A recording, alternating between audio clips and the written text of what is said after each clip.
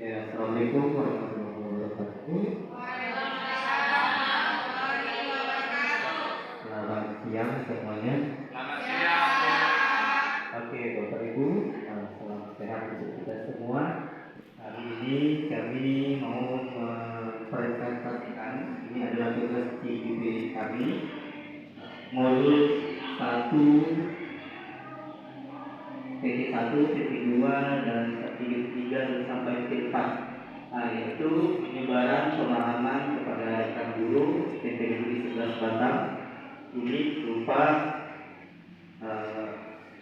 kegiatan yang positif untuk kita di sekolah ini. Oke, ini foto saya, mungkin tidak kenal ya. Saya lihatin presentasinya. Di sini ada, sebelum kita masuk ke materi, di sini ada filosofi pendidikan menurut pemikiran Kak Hadi. Jadi Ki Hajar Dewantara ini merupakan pahlawan pendidikan kita, ya. Di situ dia memberikan pemikiran untuk kita. Yang pertama, menuntun segala kodrat alam dan kodrat zaman yang ada pada anak untuk menuju keselamatan dan kebahagiaan.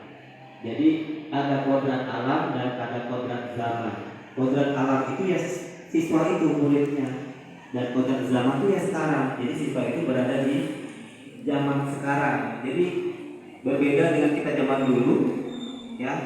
Kalau zaman sekarang dia lebih ke teknologi, jadi kita pun harus mengikuti mereka. Nah, terus yang kedua, pendidikan yang berpihak pada murid sesuai dengan minat, bakat, dan kemampuan murid. Jadi kita harus melakukan sesuatu itu di sekolah ini harus sesuai minat murid kita tuh maunya apa. Nah, jadi itu yang kita ikuti. Bukan siswa itu mengikuti kita, tapi kita mengikuti siswa dia maunya apa. Nah, jadi kita ini semacam kayak memfasilitasi apa yang dimau siswa, ya, fasilitator. Terus yang ketiga, di ngarsul sulkulodo, contoh teladan bagi mereka. Dan yang selanjutnya, di media membangkitkan semangat siswa. Kuduri Handayani memberi dorongan semangat untuk siswa. Yang selanjutnya, guru ibarat petani yang menyebarkan benih atau bibit, dalam arti guru tidak dapat mengubah karakter dan watak murid. Jadi kita tidak bisa mengubah mereka, ya. Nah, kecuali kalau dia mau. Sekarang kita yang bisa adalah motivasi, ya, motivasi mereka. Tapi kalau memaksa dia untuk merubah karakter atau wataknya itu tidak bisa. Nah, dialah yang bisa merubah dia sendiri. Begitu juga dengan kita, kalau kita mau, ya, kita juga bisa merubah diri kita juga. Yang bisa itu kita merubah diri kita sendiri. Oke. Terus nilai dan peran guru penggerak. Di penggerak ada nilainya, ada nilai guru penggerak. Dia harus berpihak pada murid, reflektif, mandiri, kolaboratif, dan inovatif. Yang pertama itu harus berpihak sama murid dulu, ya. Terus reflektif. Terus dia harus mandiri, harus menciptakan kolaboratif. Ya, berarti nggak bisa, guru itu nggak bisa sendiri, ya. Minimal dia harus menanyakan siswa itu ke guru sebelumnya. Kayak mana sih si A itu dulu ibu ngajar siswa ini, dia itu seperti apa? Nah, kita harus cari informasi itu, ya, itu kolaboratif. Atau ada masalah, kayak mana cara memecahkannya? Tentu kita nanya-nanya guru-guru yang lain untuk kita sebelum masuk kelas itu biar kita nggak kebingungan menghadapi siswanya. Nah, yang kedua, peran guru penggerak. Apa perannya di sekolah itu? Dia menjadi pemimpin pembelajaran, terus menjadi coach bagi guru lain, mendorong kolaborasi, mewujudkan kepemimpinan murid, menggerakkan komunitas praktis. Nah, di situ di situ ada yang poin mewujudkan kepemimpinan murid. Jadi murid itu dilatih, kita latih supaya dia bisa memimpin. Misalnya yang pertama bisa dia jadi ketua kelas, atau ketika ada kegiatan suruh dia yang menghandle kegiatan itu. Misalnya ketika kegiatan upacara, dia jadi petugas. Nah, ada yang mengatur. Kita tinggal melihat, mengarahkan. Nah, jadi yang bertanggung jawab semuanya harus siswa itu. Jadi kita melatih mereka mewujudkan kepemimpinan. Selebihnya yaitu itu tugas kita yang untuk sama guru. Nah, visi guru penggerak dalam mewujudkan perubahan yang positif di sekolah, maka diperlukan visi yang berpihak pada murid dan menumbuhkan profil pelajar Pancasila pada murid. Visi dapat diwujudkan jika ada kerjasama atau kolaborasi yang baik antara warga sekolah, serta visi dapat juga diwujudkan dengan menggunakan pendekatan inquiry apresiatif atau perubahan yang berbasis kekuatan dalam tahapan bagja.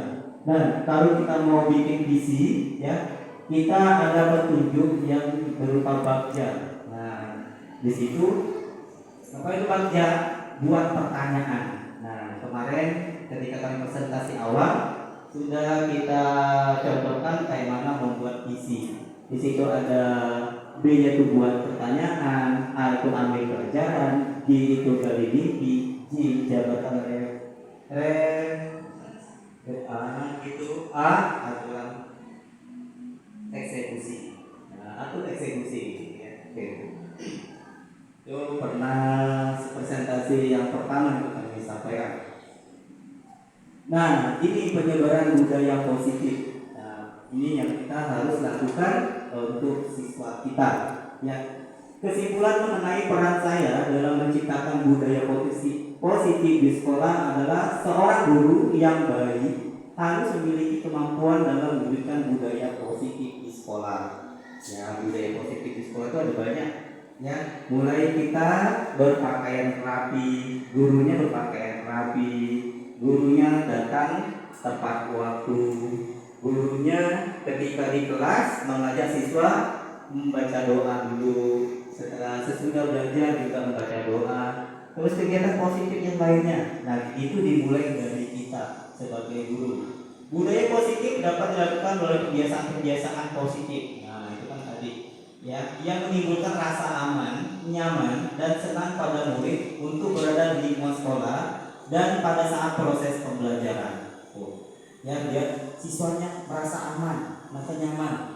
Budaya positif dapat mendorong murid untuk mampu berpikir, bertindak, mencipta sebagai proses memerdekakan dirinya untuk menjadi murid yang mandiri dan bertanggung jawab. Oke.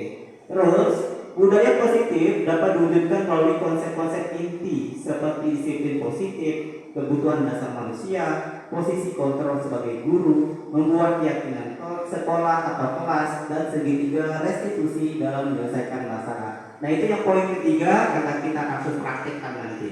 Ya, seperti apa? Itu kebutuhan dasar manusia, posisi kontrol, ya, keyakinan kelas, kita nanti praktek. Kaitan budaya positif dengan materi filosofi pendidikan nasional Ki Hajar Dewantara, nilai dan peran guru penggerak serta visi guru penggerak. Ini keterkaitannya untuk budaya positif. Filosofi KHD melakukan budaya positif di sekolah dapat mempermudah tercapainya tujuan pendidikan nasional sesuai dengan filosofi pemikiran KHD tentang pendidikan yang berpihak pada murid yang bersifat menuntut murid sesuai kodrat yang ada pada murid. Oke, jadi sesuai kodrat, ya, kodrat siswa. Nilai dan peran guru penggerak. Budaya positif dapat terwujud jika seorang guru memiliki nilai dan peran guru penggerak, dan budaya positif mendorong kolaborasi antar warga sekolah. Visi guru penggerak. Salah satu perubahan yang diinginkan sesuai dengan visi guru penggerak adalah terbentuknya budaya positif yang dapat menciptakan suasana sekolah dan proses pembelajaran yang aman, nyaman, dan berpihak pada murid. Oke, agak capek ya? Oke, kita lanjut saja dulu. Nah, disiplin positif, ya. Cara penerapan disiplin yang mengajarkan anak mandiri, bertanggung jawab, dan menumbuhkan kesadaran diri berdasarkan nilai-nilai kebajikan. Lebih ke arah disiplin diri yang dapat mengontrol diri dalam melakukan segala tindakan. Berikutnya, dapat membuat murid memahami dan menyadari berdasarkan motivasi internal, bukan akibat paksaan, penghargaan, dan hukuman. Begitu. Jadi disiplin positif itu membuat murid memahami dan menyadari berdasarkan motivasi internal dari dirinya sendiri, bukan paksaan dari luar. Gitu. Oke, motivasi perilaku manusia. Nah, perilaku manusia itu ya termotivasi berdasarkan apa? Kita melakukan disiplin itu berdasarkan apa? Kita melaksanakan kedisiplinan diri berdasarkan apa? Ya, kita datang tepat waktu sekolah ini kenapa? Ya, jadi dari mana itu hadir di diri kita itu? Apa gara-gara untuk menghindari ketidaknyamanan atau hukuman? Biar misalnya kepala sekolah tidak marah-marah, atau siswa itu ya melakukan disiplin tepat waktu ke sekolah itu gara-gara takut dihukum. Ya, apa gara-gara itu? Atau supaya mendapatkan imbalan atau penghargaan dari orang lain, biar dipuji gitu. Nah, atau selanjutnya karena ingin menjadi orang yang mereka inginkan dan menghargai diri sendiri dengan nilai-nilai yang mereka percaya. Nah, itu seharusnya yang harus kita tumbuh kembangkan sama diri kita dan kepada murid-murid kita. Jadi harus memang karena ingin untuk menjadi orang yang mereka inginkan dan menghargai diri sendiri dengan nilai-nilai yang mereka percaya, ya. Bukan karena takut atau karena ingin dipuji. Ya, sekarang ya kita mulai mengajarkan kepada siswa yang buah tadi itu dihilangkan. Ya, jadi mereka melakukan sesuatu itu karena mereka benar-benar yang dari nilai yang mereka percaya. Nah, nilai-nilai yang mereka percaya. Nanti kita tengok ya, apa sih nilai-nilai keyakinan mereka itu, kita tengok nanti ya, praktek. Selanjutnya, nah ini keyakinan kelas. Apa sih keyakinan kelas? Ya, keyakinan kelas itu mengacu pada nilai-nilai dan prinsip-prinsip mulia yang dianut seseorang. Keyakinan kelas terwujud atas adanya kesepakatan antar guru dengan murid. Nah, ini ya keyakinan kelas, kita masuk ke keyakinan kelas. Apa itu? Apa bedanya Pak? Keyakinan kelas dengan aturan kelas. Keyakinan sekolah dengan aturan sekolah, bedanya apa? Kita gak usah terlalu luas, kita yang kecil aja. Kita masuk ke peraturan kelas. Biasanya Bapak Ibu ketika membuat peraturan kelas itu ketika memulai tahun ajaran baru atau semester baru, ya, per 6 bulan, ada juga yang setahun sekali. Ya, biasanya keyakinan kelas itu dibuat ya contohnya tidak boleh datang terlambat, tidak boleh alfa, tidak boleh tidak tiket. Ya, jadi seperti itu peraturan kelas. Nah, bedanya sama keyakinan kelas, ya, bedanya sama keyakinan kelas, kata jangan, kata tidak itu itu harus kita hilangkan. Ya, kita harus menghilangkan. Jadi keyakinan kelas itu dia lebih dihaluskan bahasanya. Ya, dia lebih simpel. Serta sama ya, selalu aturan kelas.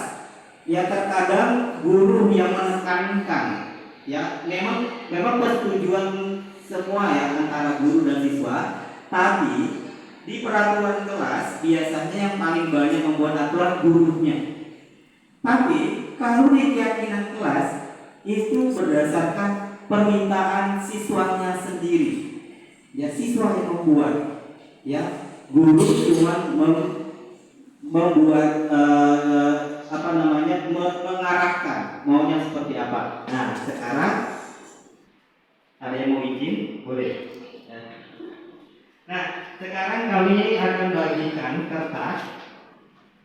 Kita membuat keyakinan kelas, tapi kita buat aturan. Sebelum membuat keyakinan kelas, kita buat aturan kelas dulu. Ya, jadi keyakinan kelas itu ya hadir berdasarkan peraturan kelas yang disepakati.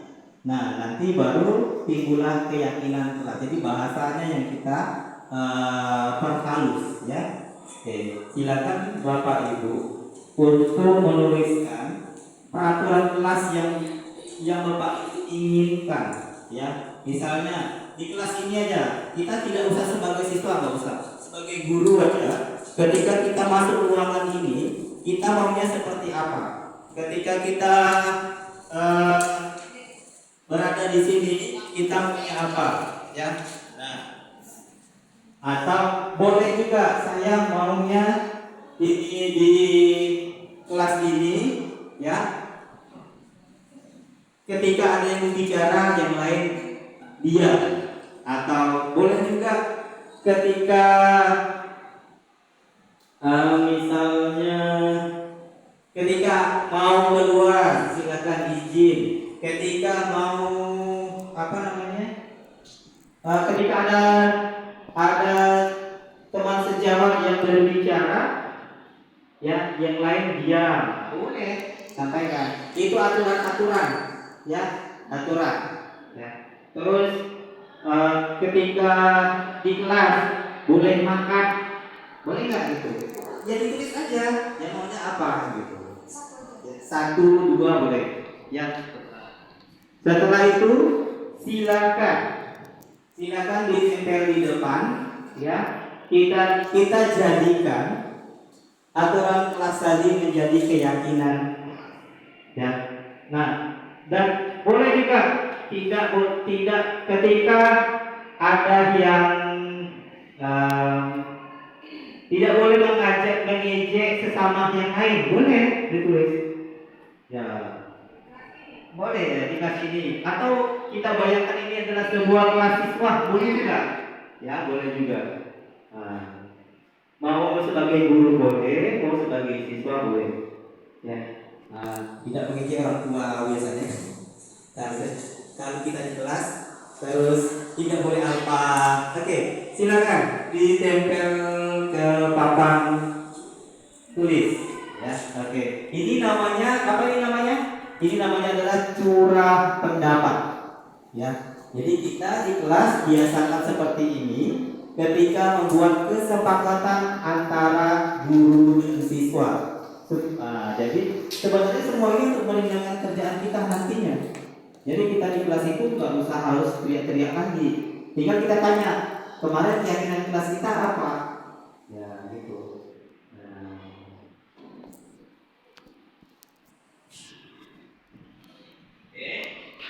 Silakan.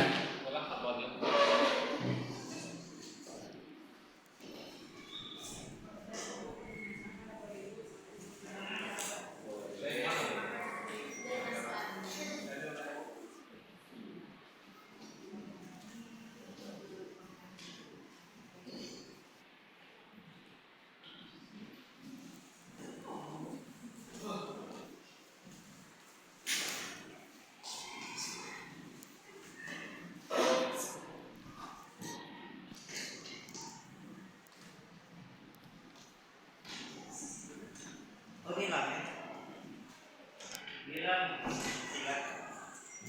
Silakan Bu Nila bikin aturan yang diinginkan. Kelasnya mau seperti apa? Boleh sebagai siswa, boleh sebagai guru yang kita di kelas.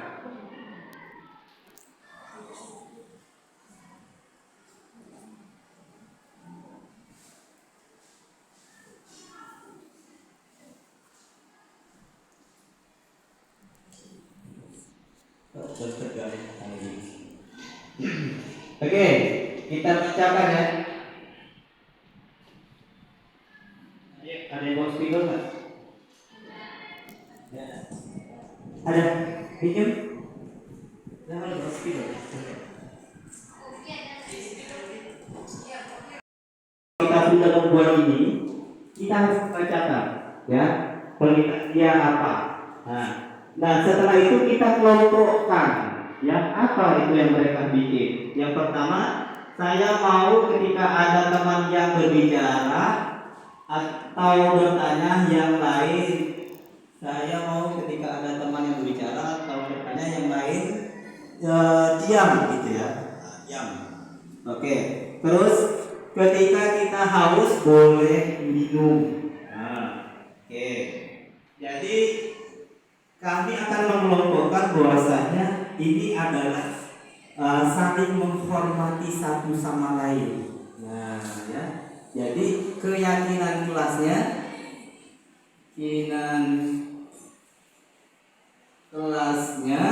ya. Yang pertama saling menghormati.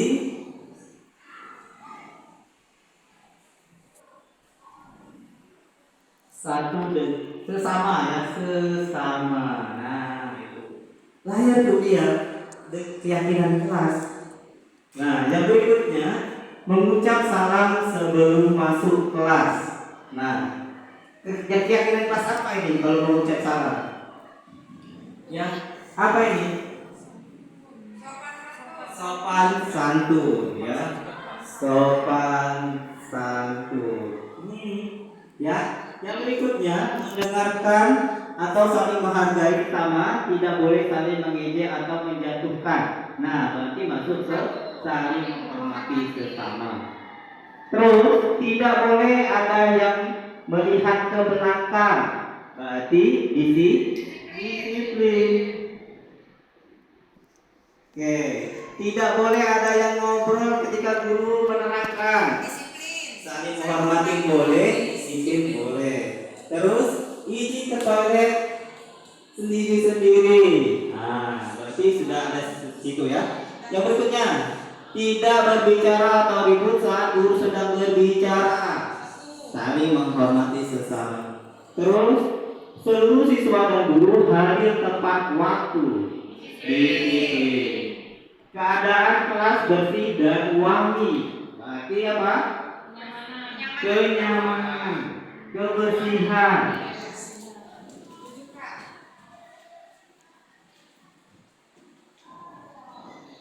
Oke, siswa sudah siap menerima pembelajaran. Oke, berarti siap ya. Terus aktif dan bersemangat. Boleh ya, aktif. Antusias. Wah, bagus ya. Pintar ya anak-anak Bapak. Antusias. Di kelas. Oke, kasih tepuk tangan untuk anak-anak. Oke. Yang berikutnya senantiasa jujur dalam segala tindakan dan perbuatan. Oke, jujur ya. Jujur. Oke, terus checking kelas, mendengarkan pendapat teman yang sedang berbicara, saling menghormati, minta izin meninggalkan kelas ketika ini ya. Oke, selalu buat PR di rumah. Oke, disiplin. Nah, disiplin dan tanggung jawab ya. Disiplin dan tanggung jawab. Tanggung jawab. Nah, Bapak Ibu, ini jadi kita tidak pakai bahasa jangan, tidak boleh. Kita bukan Tuhan ya. Tuhan itu kan kalau di Al-Quran atau di Injil itu ada tidak boleh, jangan. Itu bahasa Tuhan. Kita manusia yang bahasa itu jangan. Kita hilangkan bahasa jangan, tidak boleh. Nah itu jadi, keyakinan kelas kita tadi itu ya. Jadi saling menghormati sesama. Pak, gimana nanti ketika siswanya tidak melaksanakan itu ya? Kita ada selanjutnya ya, yaitu kebutuhan dasar manusia. Bapak Ibu ya, kebutuhan dasar manusia itu ada 5 ya kalau di sini. Bertahan hidup, kasih sayang atau rasa diterima, penguasaan, kesenangan, dan kebebasan. Oke, kita lihat ya. Tadi tentang kebutuhan dasar manusia itu karena untuk bertahan hidup. Ya, jadi kebutuhan bertahan hidup, kebutuhan yang bersifat fisiologis yang bertahan hidup, misalnya kesehatan, rumah, dan makanan. Ya, oke. Yang berikutnya, kebutuhan akan kasih sayang dan rasa diterima. Ya, kebutuhan untuk diterima. Yang kebutuhan ini, ya, dan tiga kebutuhan berikutnya adalah kebutuhan psikologis, kebutuhan untuk disayangi dan diterima. Oke, meliputi kebutuhan akan hubungan dan koneksi sosial. Ya, nah itu. Terus yang berikutnya penguasaan atau kebutuhan pengakuan atas kemampuan. Ya siswa itu dibutuh untuk diakui gitu, siapa dia ada di situ. Gitu. Nah, atau diakui kemampuannya, misalnya dia ke depan benar, ya udah kita kasih ujian, gitu ya. Kalau nanti dikasih bintang, ya. Kayak tadi kan anak bapak tadi kan bapak kasih tepuk tangan kan, nah gitu, ya. Terus dia butuh kebebasan. Bapak ibu, gimana kalau hidup kita diterkekang, gak enak kan? Tidak nyaman, maka harus dan kita kasih kebebasan siswa kita. Bebasnya apa? Bebas nanti. Makanya kita harus tahu dia itu gaya belajarnya seperti apa. Masa anak yang kinestetis kita paksa dulu diam, stres lah dia kan.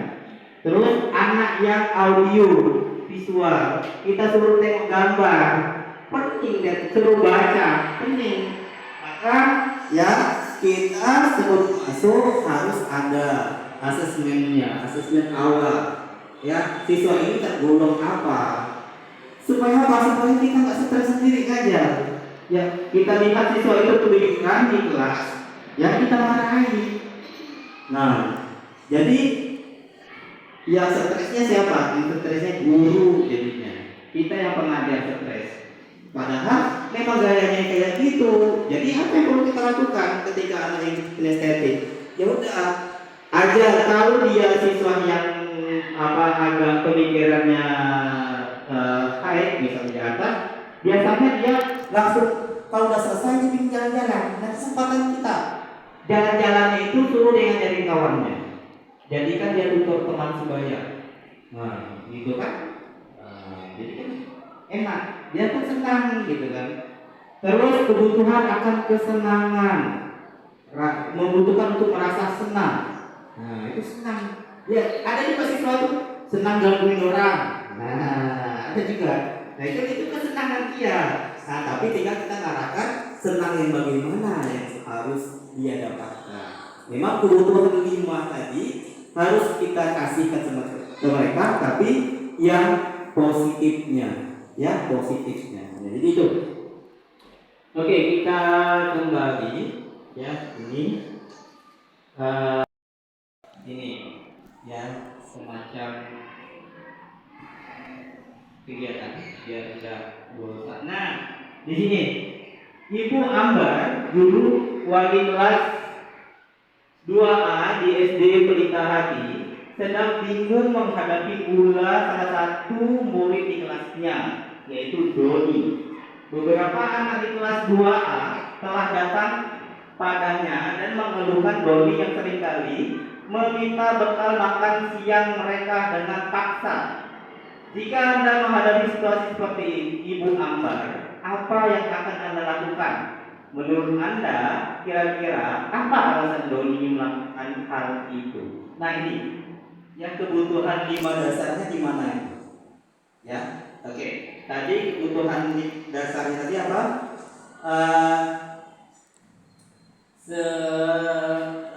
Apa itu tadi? Untuk bertahan hidup.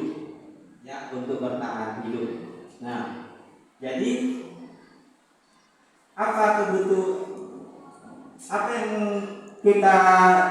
apa yang menjadi alasan si Doni tadi melakukan itu? Coba, Ustaz tahu? Oke, jadi itu dia memaksa temannya untuk meminta bekal dan makan gitu. Tujuannya untuk bertahan hidup. Oke. Terus adakah di situ dia butuh kasih sayang? Bisa jadi. Karena dia di rumah mungkin kurang perhatian dari orang tuanya. Oke. Tepuk tangan untuk ibu kita. Adakah di situ dia penguasaan, merasa berkuasa gitu kan? Bisa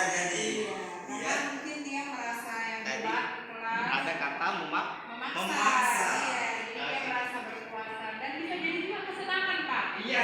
Karena dia usia gitu kayaknya karena saya berkuasa nih ada muncul rasa senangnya gitu. Iya, iya. Nah, terus ada nggak dia rasa bebas? Dia merasa kebebasan. Ayo siapa? Berasa bebas. Ada ya? Jadi 5 tadi ada di situ ya. Bebas. Ya. Ya.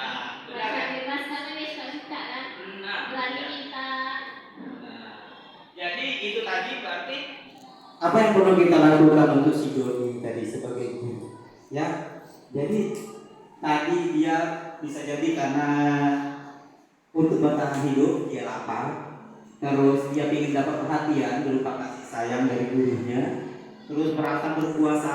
Dulu apa kalau bahasa itu ini dia kepala geng ya? Gitu ya? Oke, terus dia merasa senang. Yang lain pada tunduk sama dia ya kan? Nah, terus kebebasan. Nah, terus apa yang perlu kita lakukan sebagai guru dari si Doni tadi?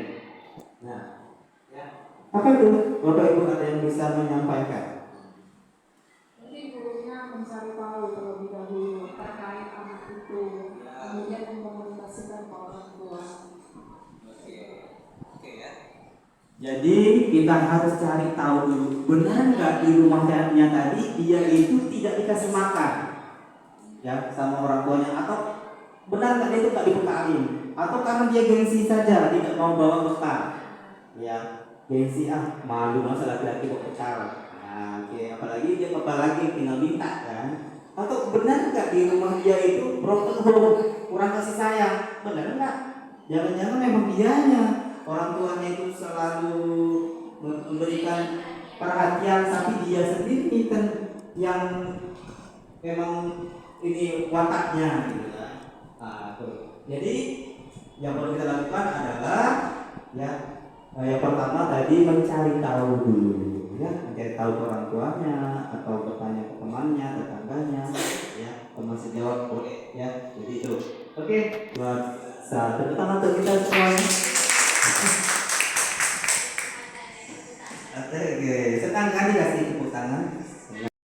Sebenarnya penghargaan itu nggak harus dikasih mobil berputar, tidak ya.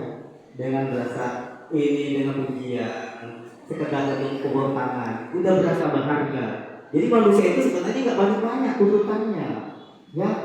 Jadi keikhlasan kita lah yang menjadikan membuat dia ya merasa kebutuhan dasarnya terpenuhi.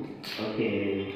Nah, nih posisi kontrol seorang guru.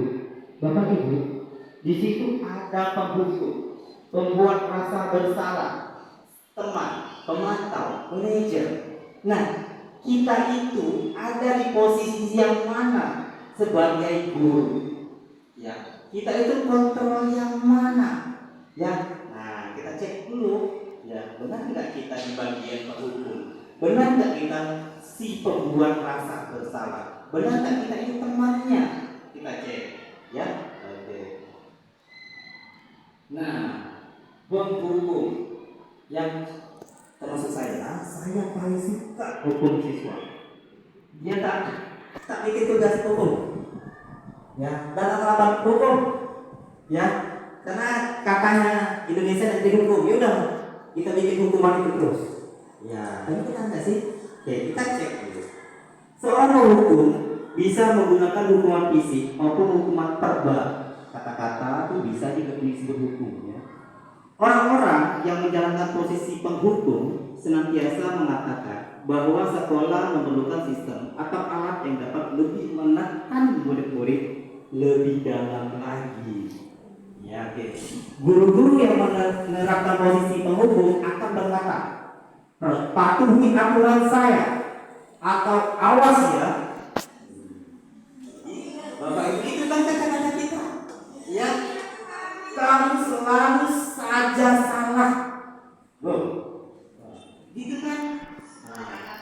Terus selalu pasti selalu yang terakhir selesai. Itu merupakan, berarti itu cuma kata-kata, itu penghukum. Yang apa yang terjadi sama siswa kalau kita ngomong kayak gitu? ya, nadanya udah tinggi, wajahnya disangar-sangarkan.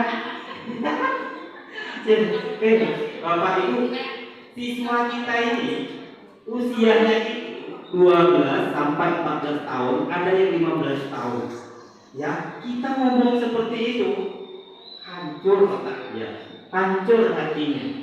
Ya, dia merasa di sekolah ini tidak nyaman. Bapak Ibu, kenapa anak kita itu ada yang ini akhirnya berbuat ulah?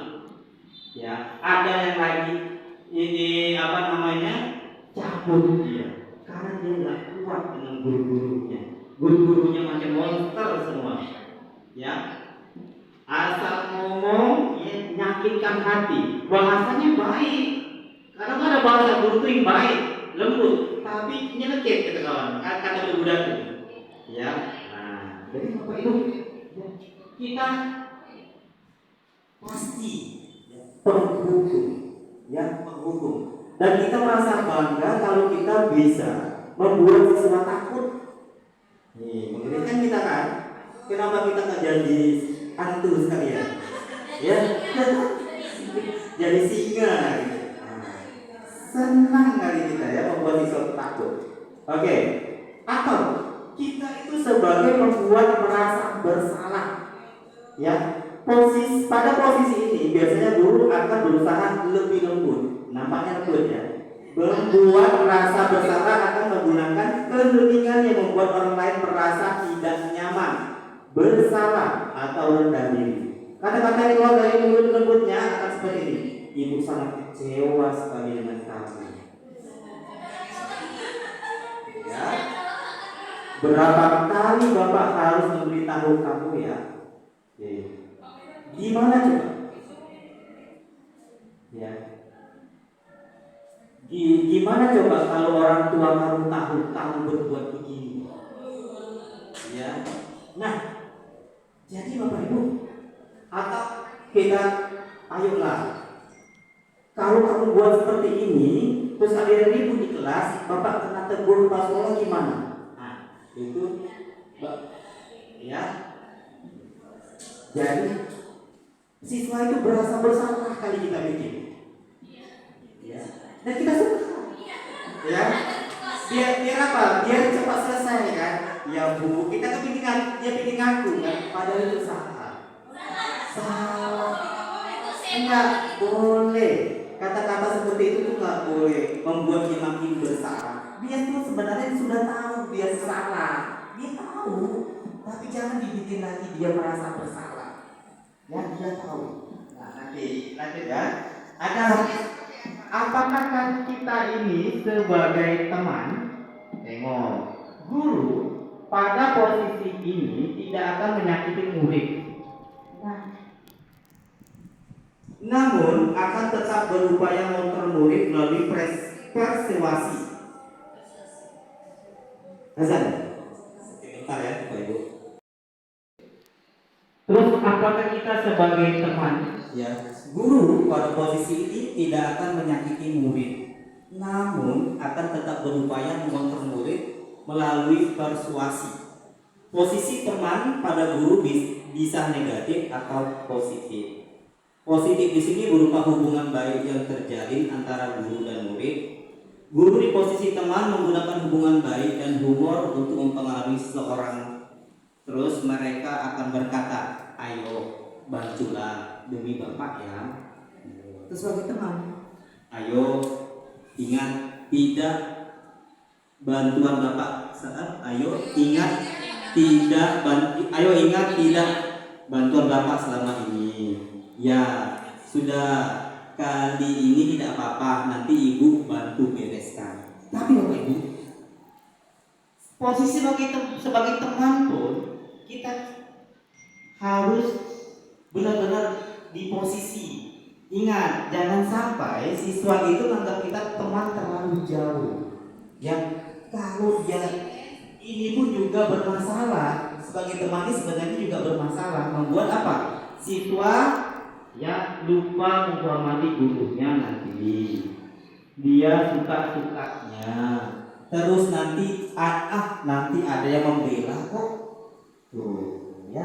Jadi jangan pula kita berlebih-lebihan sebagai temannya siswa. Boleh kita menempatkan posisi ini, tapi diingat ya, karena ini akan membuat siswa ketergantungan, terlalu dekat, apalagi ya siswanya perempuan, gurunya laki-laki. Nah, ya gitu. Oke, Pak Henry ya, berhati-hati di sini ya. Makanya cepat cari. Oke. Yang berikutnya sebagai pemantau. Memantau berarti mengawasi. Pada saat kita mengawasi, kita bertanggung jawab atas perilaku orang-orang yang kita awasi. Posisi pemantau berdasarkan pada peraturan-peraturan dan konsekuensi. Dengan menggunakan sanksi atau konsekuensi, kita dapat memisahkan hubungan pribadi kita dengan murid. Sebagai seseorang yang menjalankan posisi pemantau, pertanyaan yang diajukan seorang pemantau biasanya, peraturannya apa? Oke, kita ingatkan, misalnya siswa itu lagi membuat catatan. Kamu ingat nggak peraturannya apa? Nah, berarti kita suruh mengingat bahwasanya data terlambat itu poinnya berapa, gitu ya. Terus apa yang telah kamu lakukan? Sanksi atau konsekuensi apa yang akan kamu dapatkan kalau kamu melakukan ini? Nah, itu. Jadi pemantau ini mengingatkan mereka ke aturan-aturan sekolah atau aturan-aturan kelas. Nah, itulah pemantau. Ya, kita tuh sebagai apa? Apakah kita mau jadi pemantau? Oke, boleh juga, boleh mengingatkan siswa. Tapi, nah, tengok lagi. Ya, dia tuh apa akibat dari yang kita lakukan. Oke, terus sebagai manajer. Nah, ini posisi terakhir, manajer adalah posisi di mana guru berbuat sesuatu bersama dengan murid. Mempersilahkan murid mempertanggungjawabkan perilakunya, mendukung murid agar dapat menemukan solusi atas permasalahannya sendiri. Seorang manajer telah memiliki keterampilan di posisi teman maupun pemantau, dan dengan demikian bisa jadi di waktu-waktu tertentu kembali kepada kedua posisi tersebut bila diperlukan. Namun bila kita menginginkan murid kita menjadi manusia yang merdeka, mandiri, dan bertanggung jawab, maka kita perlu mengacu kepada restitusi yang dapat menjadikan murid kita seorang manajer bagi dirinya sendiri. Di manajer, murid diajak untuk menganalisis kebutuhan dirinya maupun kebutuhan orang lain. Di sini penekanan bukan pada kemampuan membuat konsekuensi, namun dapat berkolaborasi dengan murid. Bagaimana memperbaiki kesalahan yang ada, seorang manajer akan berkata, apa yang kita yakini ketika siswa ya saling mengejek kawannya, ya dia pasti akan ribut di kelas.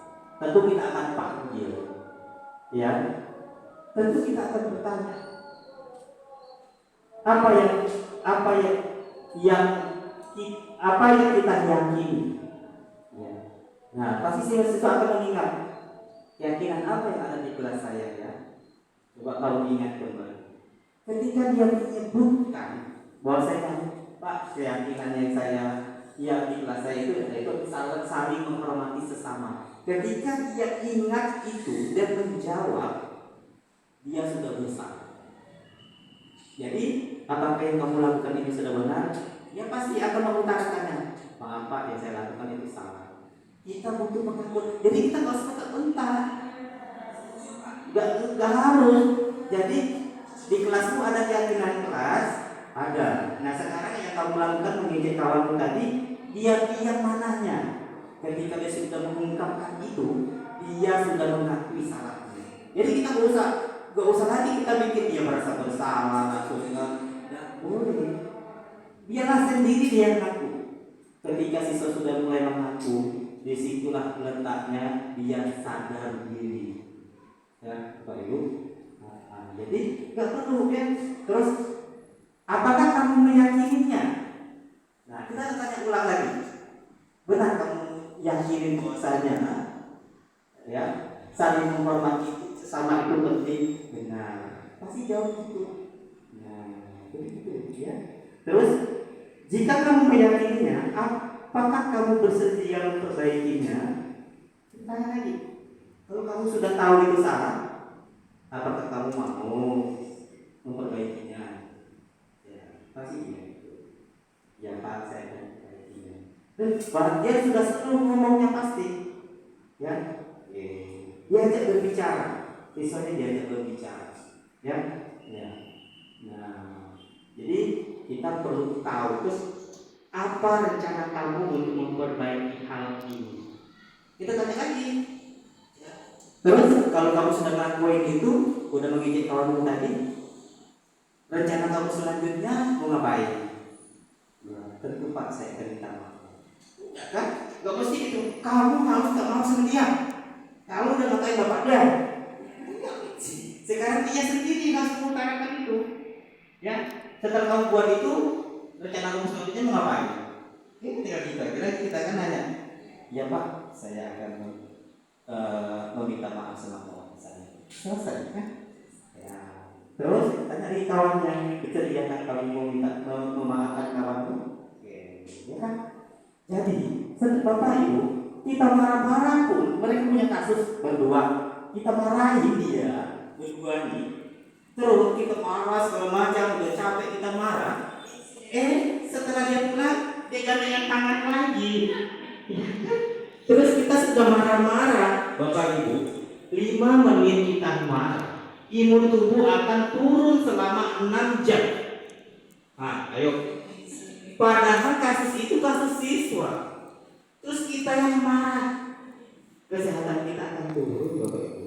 Ya apalagi kalau kita punya penyakit jantung, ya penyakit kronis lainnya, akan cepat menyerang kita.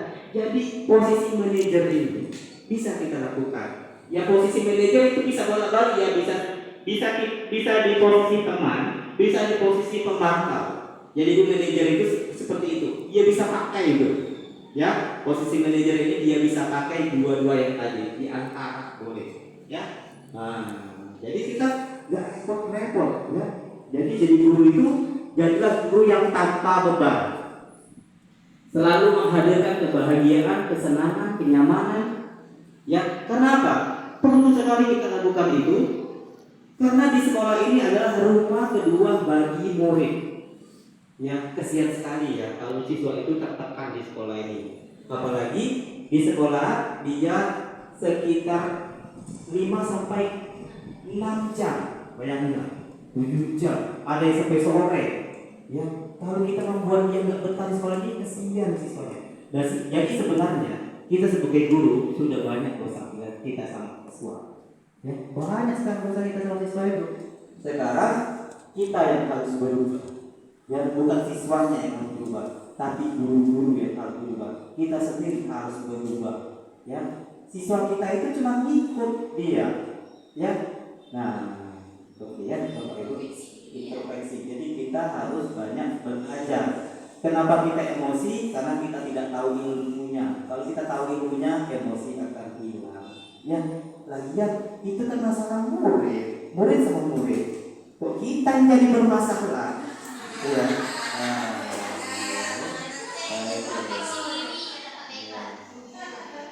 Kita akan merugikan diri sendiri.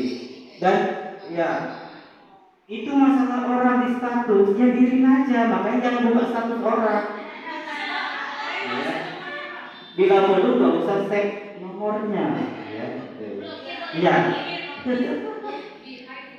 Boleh. Ya.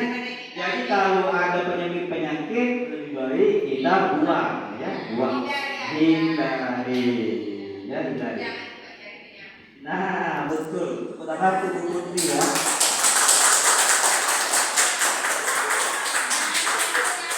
Oke, kita balik lagi. Itu posisi kontrol. Nah, yang terakhir segitiga restitusi. Apa tadi?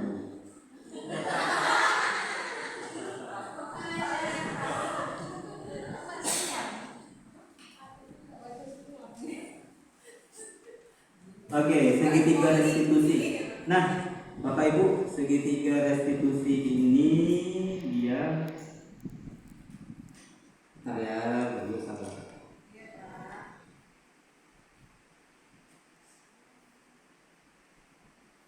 Kami langsung ya di itu kegiatan kami ya bukan moto yang modul-modulnya ilmunya ada. Nih, segitiga restitusi. Kenapa ya bacain? Ya, di situ ada bahasa validasi tindakan yang salah, terus menstabilkan identitas, terus meyakinkan, menanyakan keyakinan. Oke, nih, ya. Apa itu menstabilkan identitas? Yang pertama adalah menstabilkan identitas. Bagian dasar dari segitiga bertujuan untuk mengubah identitas anak dari orang yang gagal karena melakukan kesalahan menjadi yang sukses. Bapak Ibu, ya. Sebenarnya siswa itu ketika dia melakukan kesalahan, dia itu sadar, dia itu gagal dalam dirinya. Sama ketika Bapak Ibu marah-marah. Ketika selesai marah, Bapak Ibu duduk. Ya, duduk pasti Bapak Ibu itu sadar. Tadi itu ngapain ya marah? Kok bisa marah ya? Berarti sebenarnya kita marah itu karena kita gagal menghandle emosi kita. Gagal kita itu sama siswa itu, ya. Dia ketika melakukan kesalahan, yaitu merasa gagal. Dia sudah merasa gagal dengan dirinya. Terus kita mau bikin lagi, dia berasa gak berguna. Kita marah-marah itu tambah gak berguna dia merasa dirinya. Ya, anak yang melanggar peraturan karena sedang mencari perhatian adalah anak yang sedang mengalami kegagalan. Dia mencoba untuk memenuhi kebutuhan dasarnya, namun ada benturan. Kalau kita mengkritik dia, maka kita akan tetap membuatnya dalam posisi gagal.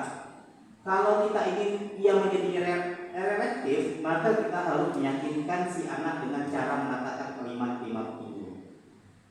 Berbuat salah itu tidak apa-apa, kan? Nggak apa-apa. Terus tidak ada manusia yang sempurna. Nah, jadi kamu ngapain? Tadi saya marah-marah. Oh, marah-marah itu apa? Terus nanti dia saya merasa Pak, saya merasa tak sempurna kali. Saya begini. Kita bilang, ya tidak ada manusia yang sempurna. Terus nanti kamu telah melakukan apa? Saya sudah membentak-bentak dia, Pak. Kita harusnya kata begini. Bapak juga pernah membentak-bentak kawan, ya kan? Terus kita bisa menyelesaikan ini. Bapak Ibu tidak tertarik mencari siapa yang salah, tapi Bapak Ibu ingin mencari solusi dari permasalahan ini. Jadi menghilangkan rasa bersalah dia dulu kita, supaya kita kasih dia nyaman dulu. Sekalipun dia banyak dan sekalipun yang dia lakukan adalah salah besar menurut kita, ya. Tapi kita nggak boleh salahkan, nggak boleh, ya. Ya tadi, ini kan masalah siswa. Kalau kita ikut di situ, jadi kita yang ikut termasalahkan juga. Maka sebaiknya kita kasih dia nyaman dulu. Ada apa? Coba jelaskan. Oh begitu, tidak apa-apa. Memang kamu seharusnya marah. Oke, nah selesai di posisi.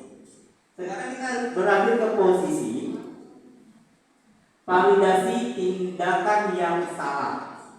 Ya, setiap tindakan kita dilakukan dengan suatu tujuan, yaitu memenuhi kebutuhan dasar. Kalau kita memahami kebutuhan dasar apa yang mendasari sebuah tindakan, kita akan bisa menemukan cara-cara paling efektif untuk memenuhi kebutuhan tersebut. Menurut teori kontrol, semua tindakan manusia, baik atau buruk, pasti memiliki maksud dan tujuan tertentu.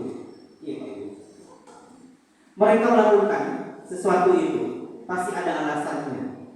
Mereka melakukan misalnya kayak tadi si Doni melakukan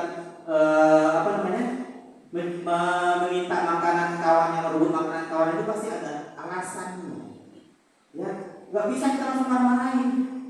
Ya, kayak kemarin kita bisa menyesal sekali ada siswa yang dikeluarkan gara-gara mencuri makanan. Ya, itu sebenarnya kita cari tahu. Ya, latar belakang permasalahan itu.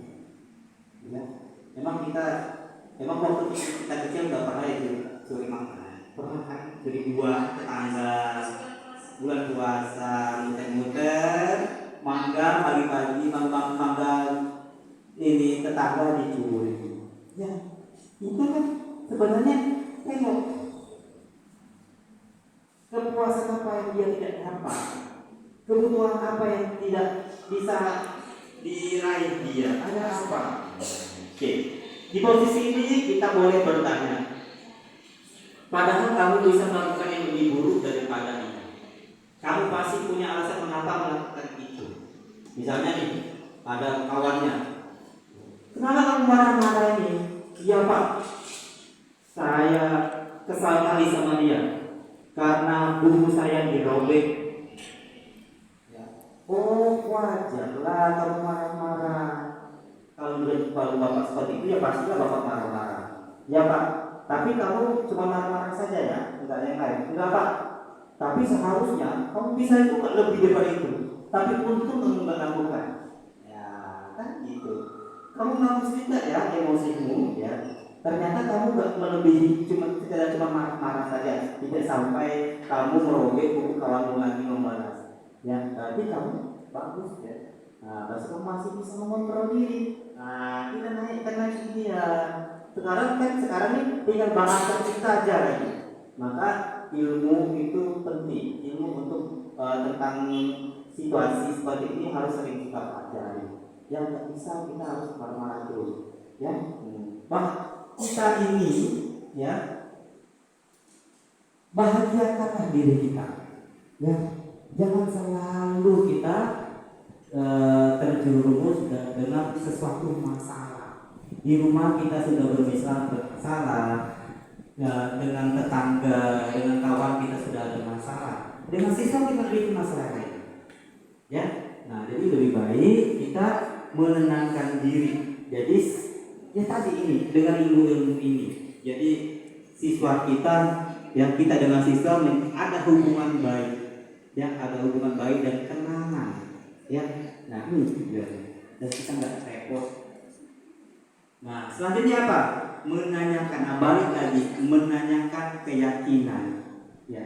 Teori kontrol menyatakan bahwa kita pada posisi dasarnya termotivasi secara internal. Ketika identitas sukses telah tercapai, langkah 1 dan tingkah laku yang salah telah divalidasi di langkah 2, maka anak-anak akan siap untuk dihubungkan dengan nilai-nilai yang dia percaya dan berpindah menjadi orang yang dia inginkan.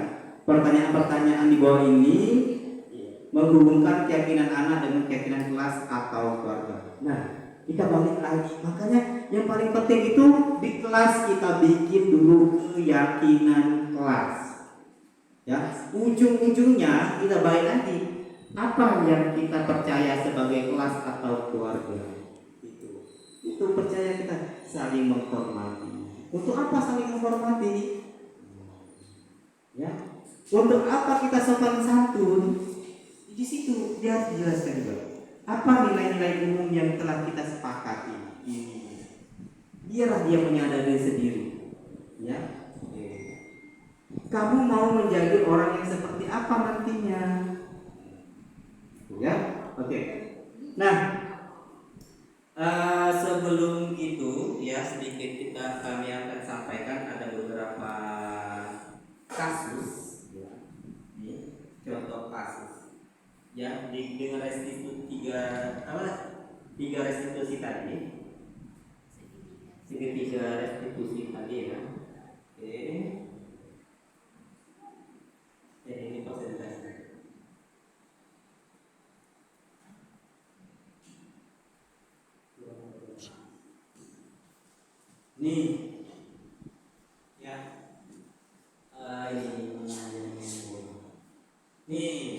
ada kasus 4 ya. Anto dan Dino sedang bermain bersama di lapangan basket dan tiba-tiba terlibat dalam sebuah pertengkaran adu mulut.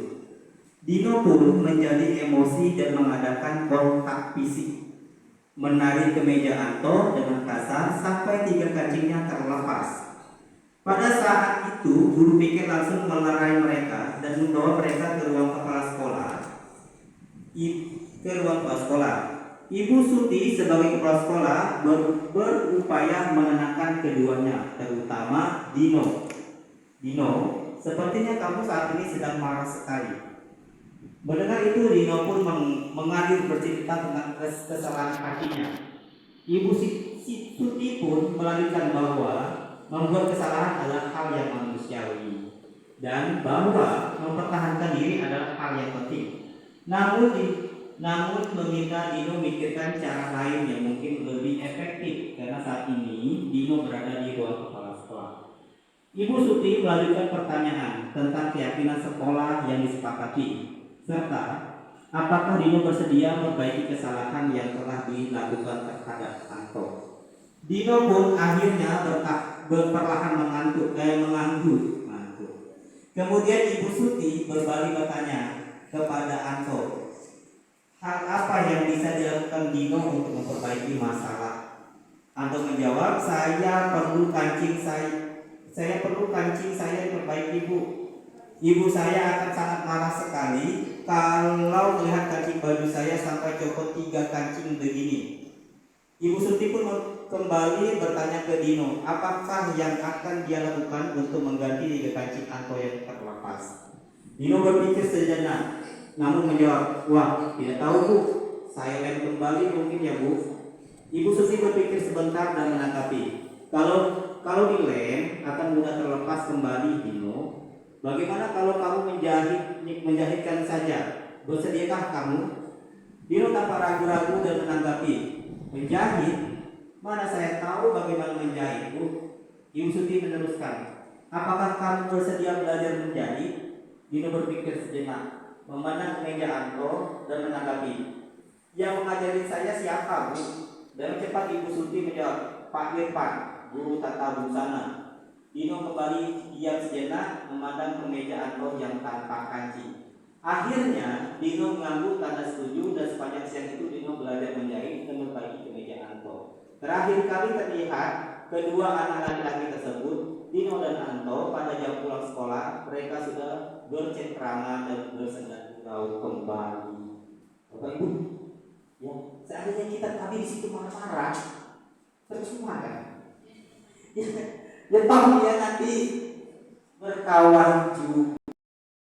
Sekarang coba kita lihat posisi kontrol apa yang telah dipraktekkan oleh kepala sekolah Ibu Suti.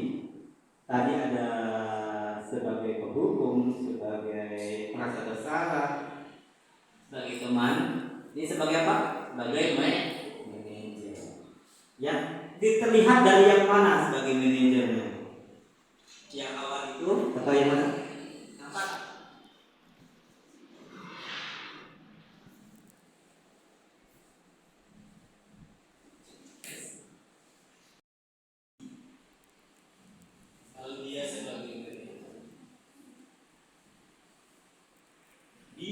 Dino, sepertinya kamu saat ini sedang marah sekali. Mendengar itu, Dino, Ibu Siti pun melanjutkan bahwa kesalahan adalah hal yang manusiawi dan bahwa mempertahankan diri adalah hal yang penting. Iya, itu tadi ada di restitusi, ya ada di restitusi. Jadi itu, ya jadi manajer itu harus kita berada di 3 restitusi tadi. Nah, tadi dia bilang, kan ibu kepala sekolah nggak langsung marah-marah kan, meskipun tadi mereka berdua berkelahi ya tarik-tarikan baju lah, ya tadi sampai kancingnya baju lepas. Dan di situ juga sebagai manajer kita carikan solusi, penyelesaian. Terlihat di mana solusinya tadi? Ketika solusinya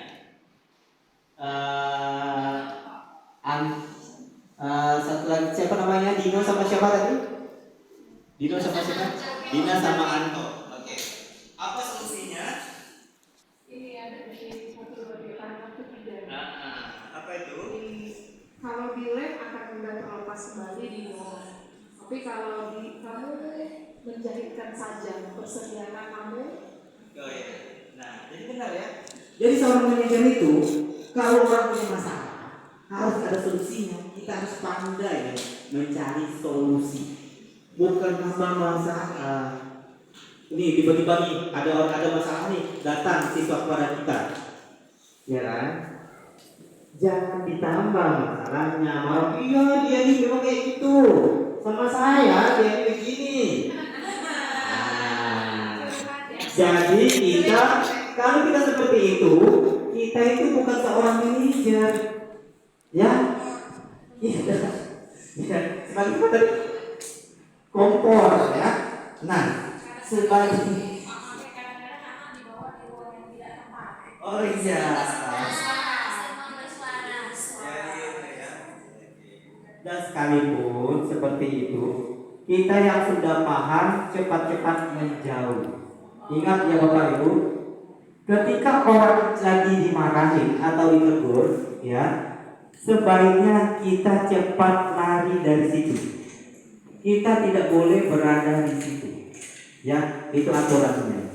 Jadi ketika ada di situ orang, kalau apalagi itu nggak ada urusannya sama kita, cepat-cepat kita lari. Kenapa Bapak Ibu? Oke lah kita sekedar duduk saja di situ, ya. Tapi kita kan mendengar. Apa yang akan kita lakukan di hati kita? Numpuk. Masalah orang kita tahu semua. Akhirnya apa? Kepikiran. Kita juga berpikir negatif dengan si yang lagi bermasalah itu. Ya, akhirnya seharusnya kita mikirkan yang lain, kita kepikiran yang itu. Kepo. Jadi sebaiknya ketika ada orang bermasalah, lagi kena tegur apalagi seperti apa, sebaiknya kita tidak berada di situ. Oke, ya Bapak Ibu. Sekarang Bapak Ibu sudah luar biasa sekali. Ya hari ini sangat keren ya. Oke, Bapak Ibu kami jelaskan ya. Kenapa kami berpakaian seperti ini? Karena hari ini adalah hari Sumpah Pemuda. Jadi hari ini kami berpakaian sadar. Saya ini pakai baju dari Jawa Tengah ya, Jawa Tengah. Ini surjan katanya. Saya bingung. Ya oke. Oke Bapak Ibu ya, segitiga diskusi sudah selesai. Terus posisi kontrol sudah kita sampaikan, kebutuhan dasar manusia sudah kita sampaikan. Ya, akhirnya ada kata-kata ini. Terima kasih. Oke, tepuk tangan bagi semua. Sebelum kami tutup ini, kami minta boleh ada yang mau menyampaikan apa yang didapat hari ini dan suasana bahagia apa yang kita rasakan hari ini. Oke, silakan siapa yang mau menyampaikan. Ya, kita boleh. Kesempatannya untuk hari ini. Kenalin dulu. Saya Bu Anita. Kebetulan hari ini kan kita Sumpah Pemuda ya. Saya memakai pakaian adat Jawa. Kebetulan saya orang Jawa. Ini baju Jawa asli ya. Ini tahu saya. Jawa apa? Jawa Timur. Intinya tadi. Terima kasih. Hari ini saya mendapatkan ilmu yang luar biasa, banyak dari Pak Maebat, ilmu baru yang saya peroleh tentang segitiga restitusi, tentang bagaimana caranya kita mengelola kontrol sebagai seorang guru yang selama ini mungkin kita di kelas masih banyak kesalahan yang kita lakukan dalam menangani masalah-masalah yang ada di kelas yang selama ini kita hadapi dengan siswa. Jadi dari hari ini, dari penyampaian Pak Maebat tadi, saya mendapatkan pengetahuan yang baru, bagaimana kita memposisikan sebagai penghukum, bagaimana kita sebagai manajer, bagaimana kita sebagai teman dengan siswa dan sebagai pemantau. Ya, Jadi hari ini benar-benar luar biasa. Bapak Ibu guru yang lain pun sangat bersemangat sekali saya lihat hari ini. Terima kasih banyak ilmunya Pak Hebat. Kemudian apa ya yang mau saya sampaikan dia? Bingung saya udah dikasih ilmu nih dengan Pak Hebat. Terima kasih banyak. Saya mau memberikan doa untuk Pak Hebat. Semoga Pak Hebat diberikan kesehatan, diberikan kelancaran dalam proses belajarnya ini, dan diberikan ilmu yang semakin banyak supaya bisa berbagi ilmu kembali dengan kami di SMP 19 ini. Mungkin itu saja yang bisa saya sampaikan, Pak Mereka. Terima kasih atas waktunya. Hari ini saya kayaknya saya pakai Melayu, cuman ada gambar ini yang Minangkabaunya. Saya bingung, nah ini masuk baju kurung atau bahasa Melayu? Tapi bukan mereka orang dari mana Saya kamu yang aslinya dari Padang, Pak, Sumatera Barat. Tapi karena saya udah lama di sini, jadi banyaknya baju Melayu, Pak. oke, suasana hati hari ini seperti apa? Nah, seperti yang disampaikan oleh teman kita tadi, saya juga mendapat banyak ilmu hari ini, Pak. Karena selama ini yang kita praktekkan di kelas dengan yang Bapak sampaikan ini berbeda juga ya. Karena mungkin di kelas kita banyak yang tipenya pengkuku atau yang membuat nasabah salah. Sementara yang diharuskan guru ya kita sebagai teman dan juga iya teman, manajer atau pemantau. Sementara kalau kita bilang kita sebagai teman, nanti malah siswa kita sendiri itu menganggap terlalu dekat dengan kita, jadi tidak menghormati kita. Jadi kita juga bingung memposisikan kita sebagai teman. Jadi bagusnya ya kita bisa meletakkan siswa kita itu di posisi sesuai yang kita inginkan ya. Ya. Sesuai kondisi ya. Ya sesuai kondisinya. Oke, terima kasih dari saya. Bu Ama nih, Bu Ama. Biasa kalau hari ini ya. Bajunya saya kalau masuk kamera.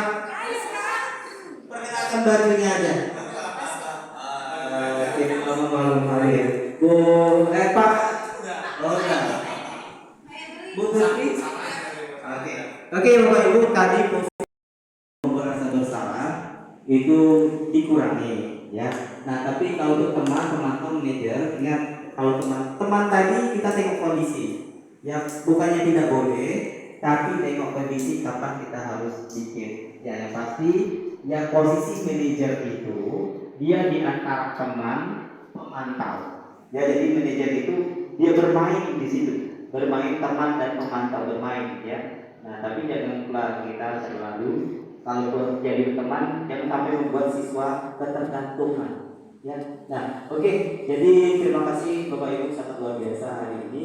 Ya, sampai saat ini saya sangat bahagia sekali dengan kehadiran dan waktu yang telah diberikan kepada kami Bapak Ibu sangat luar biasa. Terima kasih. Beri rumah kami minta karena sudah mengganggu aktivitasnya. Ya, biasa. Oke. Terima kasih Bapak Ibu. Ini saja yang bisa kami sampaikan. Semoga waktu kita bisa jumpa lagi. Yang kami nggak ada pantun. Ya, yang ada ikan cepat ikan gabus, makin cepat makin bagus. Terima kasih. Wassalamualaikum warahmatullahi wabarakatuh.